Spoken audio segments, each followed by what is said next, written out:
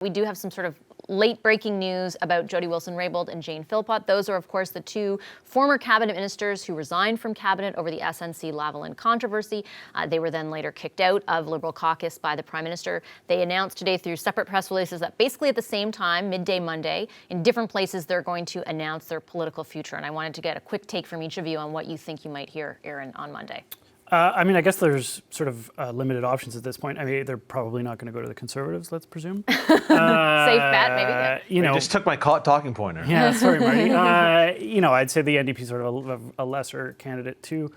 So really, it comes down to whether if they're going to run, assuming they're going to run, do they run as Greens, which has sort of been the hot idea of speculation, or do they go as independents? If they go as Greens, it's a much bigger national story insofar as it's another boost for the Greens. It's another reason to think that they're going to come through, or they're going to kind of come into their own over the next little while. If they go independent, it's much more of a local story for Vancouver and Markham.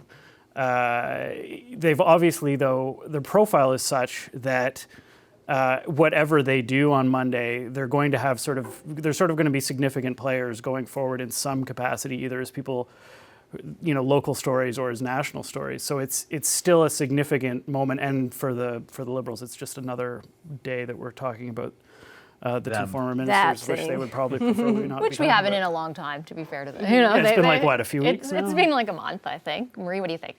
I think that the question is mostly, will they run again? I do agree with Aaron. If they do run as independents, it's a local story, but I think it'll be forgotten quite quickly.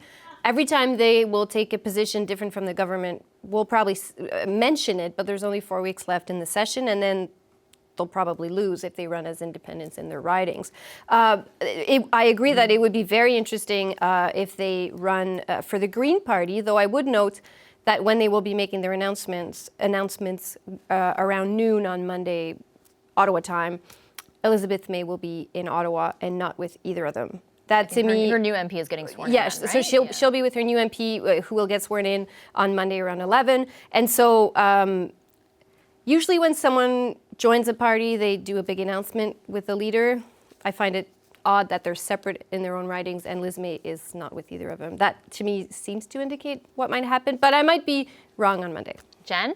Yeah, it seems, I think Marie's point is well taken. However, it seems at the same time, if you were to announce that you were going to run as an independent, it doesn't quite make sense to do that at the same time.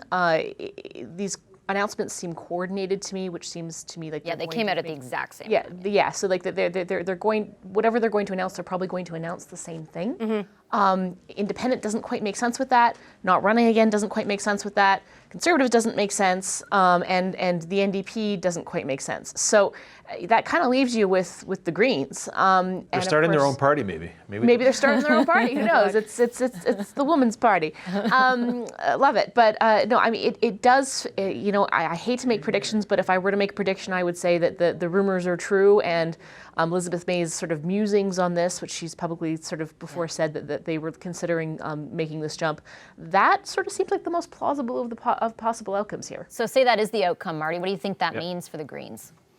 It's lovely for the Greens for obvious reasons that Aaron just outlined. The interesting thing for me is who of the two does better politically, and I think the answer is Jody Wilson-Raybould. Yeah, it might depend on geography.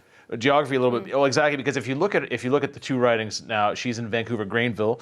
The pressure there is from the left. She has a massive bit of name recognition. Her testimony and her sort of stuff that she did to get kicked out of the Liberal caucus earned her a lot of props there.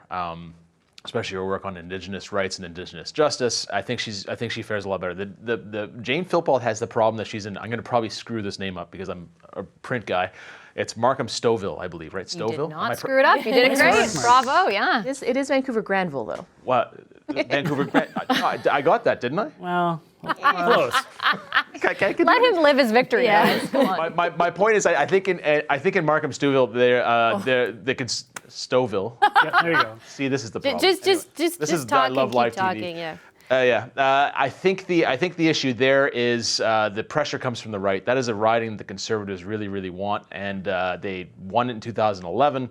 And I think the Liberals too, at the same time, are going to probably put somebody in there to go up against her. So I think Philpott doesn't fare nearly as well as Jody and Wilson-Raybould. Yeah, those announcements will be Monday around noon Eastern. Hi, I'm Vashi Capellos, host of Power in Politics. See more of our show by subscribing to the CBC News channel or click the link for another video. Thanks for watching.